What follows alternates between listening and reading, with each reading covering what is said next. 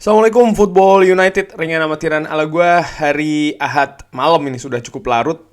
Gue pingin bikin review pertandingan tadi ya, tadi sore waktu Belanda sini, yaitu antara Crystal Palace menghadapi Manchester United. Hasilnya sudah diketahui sama-sama. Manchester United menutup musim yang buruk ini dengan hasil yang buruk pula, dengan permainan yang gak bagus juga. Langsung aja gue bikin previewnya.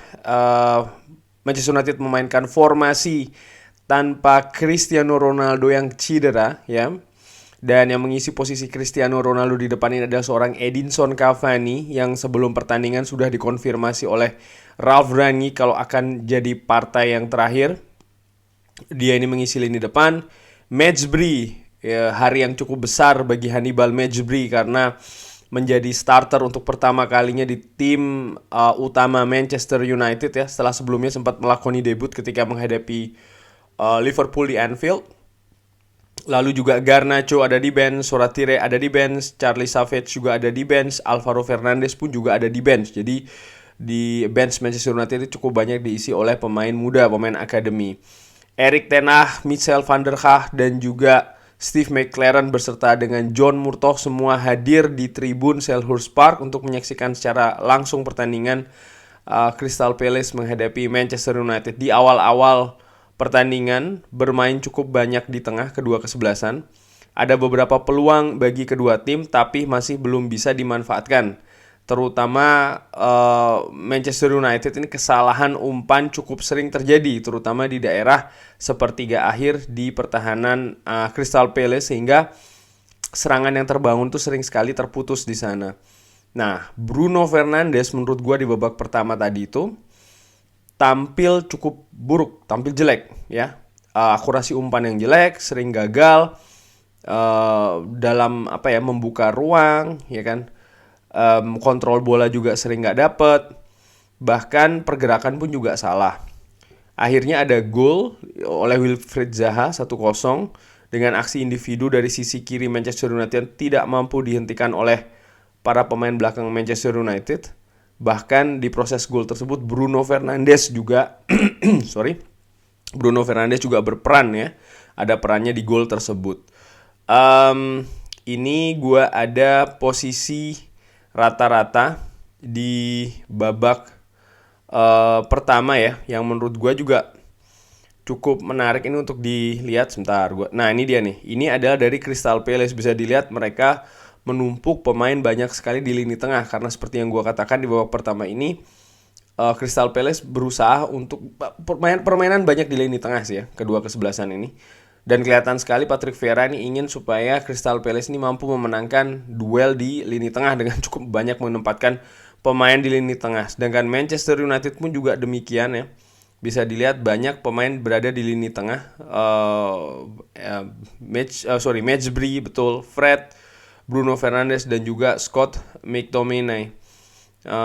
Cukup banyak sekali lagi duel-duel di lini tengah. Beberapa kali kesempatan pun juga sempat diperoleh oleh Crystal Palace maupun Manchester United, cuman sekali lagi terutama untuk Manchester United ini tidak bisa tajam ya di depan, sehingga sebelum kebobolan tuh sebenarnya gue melihat ada beberapa momentum yang setengah matang tidak mampu dimanfaatkan. Ini adalah statistik di babak pertama. Bisa dilihat ball possession lebih banyak Manchester United, total shot itu lebih banyak Manchester United, cuman yang on target ini Manchester United kalah ya, 3-1. Block shotnya pun juga cukup banyak karena Manchester United cukup sulit untuk bisa menembus kotak penalti dari Crystal Palace. Ini adalah rata-rata statistik yang lain. Passing, akurasi passing Manchester United lebih unggul daripada Crystal Palace. Kendati pun crossing sekali lagi Manchester United cuman cukup rendah. Tackling, interception Manchester United cukup banyak. Possession loss Manchester United lebih banyak, kehilangan bola. Kendati pun juga duel Manchester United lebih banyak ya di pertandingan tadi, terutama di babak pertama. Nah, pada saat kondisi ketinggalan, gue sebenarnya sempat berpikir, oke, apa yang akan dilakukan Ralf Rangnick?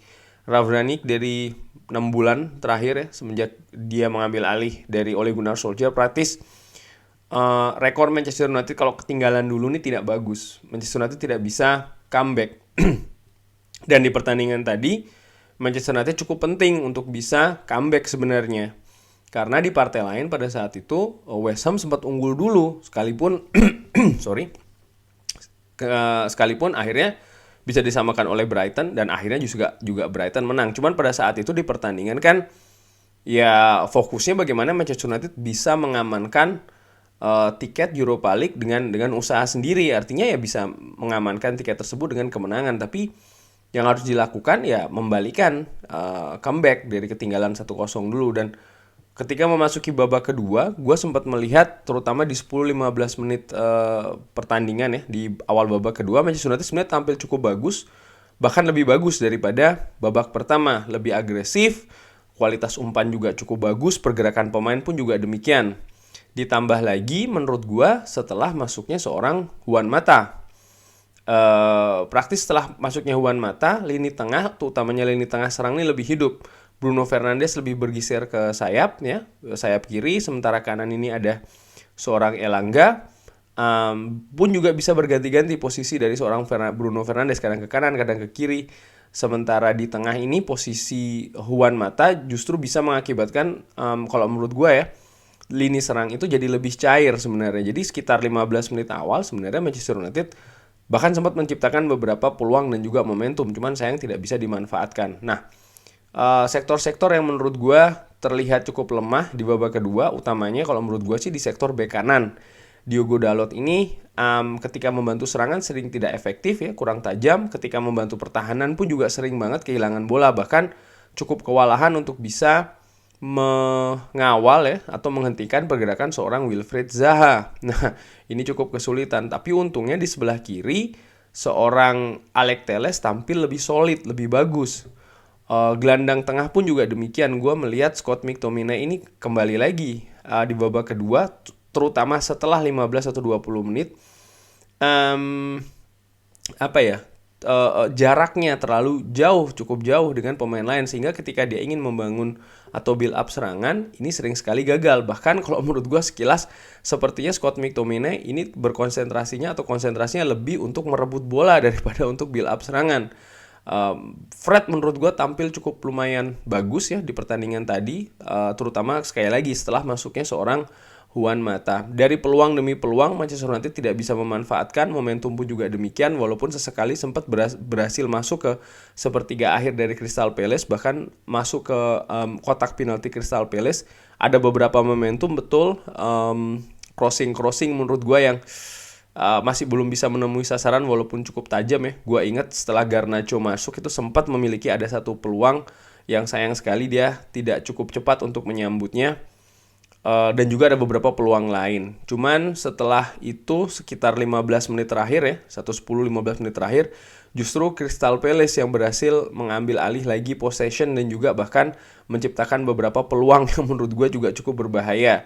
Cuman untungnya lini belakang Manchester United juga tampil lebih solid, terutama dalam membaca pergerakan pemain depan dan juga memutus serangan dari Crystal Palace, utamanya setelah masuk ke sepertiga akhir pertahanan Manchester United ataupun juga kotak penalti dari Manchester United. David De Gea menurut gue juga tampil cukup bagus, terutama dalam memotong crossing yang dilakukan oleh para pemain Crystal Palace.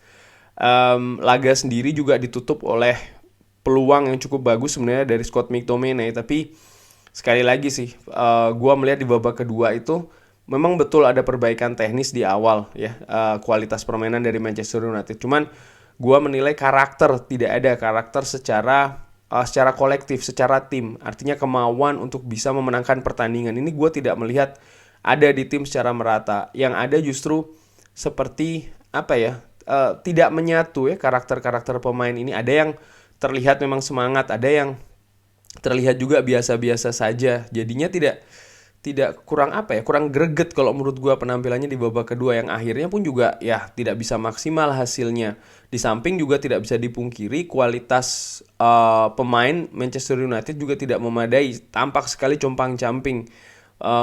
Tidak adanya sinergi yang bagus yang terjalin di atas lapangan, terutama pemain muda dan juga pemain senior. Gue juga menilai penampilan seorang Edinson Cavani tidak bisa maksimal di pertandingan tadi ya, terutama di babak kedua. seperti tidak ada jarang mendapatkan bola, pergerakan pun juga cukup minim.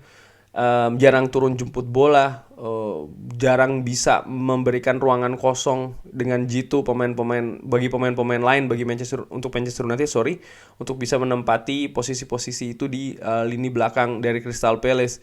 Ini tentu saja berbeda dari seorang Cristiano Ronaldo, pergerakannya pun juga demikian ya, dan ini menurut gue ya membuktikan memang kita harus menambah kualitas lini depan. Artinya Cristiano Ronaldo mungkin masih bisa diandalkan, tapi tidak bisa diandalkan secara terus-terusan.